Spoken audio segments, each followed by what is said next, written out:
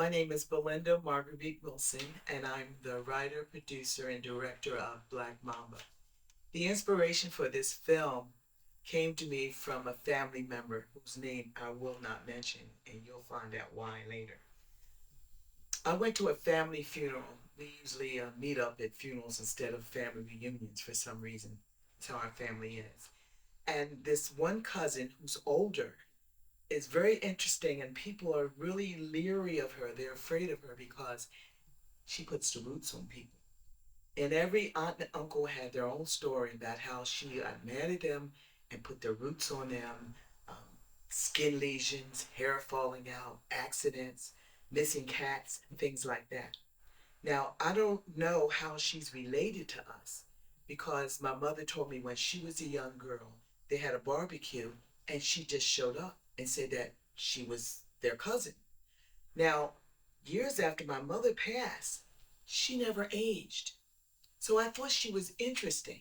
And I told one cousin, I'm going to write a book about her. Well, it went through the whole funeral, the whole repast. So I couldn't wait to get home to start typing this book. So I'm typing this book and I got to 4 or 5 chapters, and the electricity in the whole house went out. And it was an old computer. I hadn't saved it, so I lost everything. I fixed the electricity and I started again. And I started typing again and the computer shut down. I had saved some so I didn't have to start all over again. So I took a break and went to the bathroom. As I walked by the mirror, I thought I saw her in the mirror, and I'm like,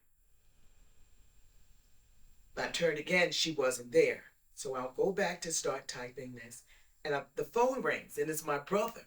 He didn't even say hello. He said, "Are you crazy?" I'm like, "What? Well, are you crazy? Everybody's talking about how you're going to write a book about our cousin. I'm like, she'll put the roots on you." I said, "No, she likes me. I'm nice to her." He said, "She don't like anybody. Are you crazy? Look, I warned you. Leave her alone. Don't write anything." So I'm like, so I start typing again, and the computer shuts down again, and I felt this ominous presence in the room. It really shook me up, and I'm like, I think I'm gonna leave this alone. So I never finished the book. I don't even know what happened to it. But a few years later, I decided to produce a film with the concept of a woman, an older woman who lives in a neighborhood that everybody's leery of. They know that she dips and dabs in black magic and spells and puts roots on people, and they stay clear of her. But there's always a few who come to her because they want a spell done for them. And that's where Black Mamba came from.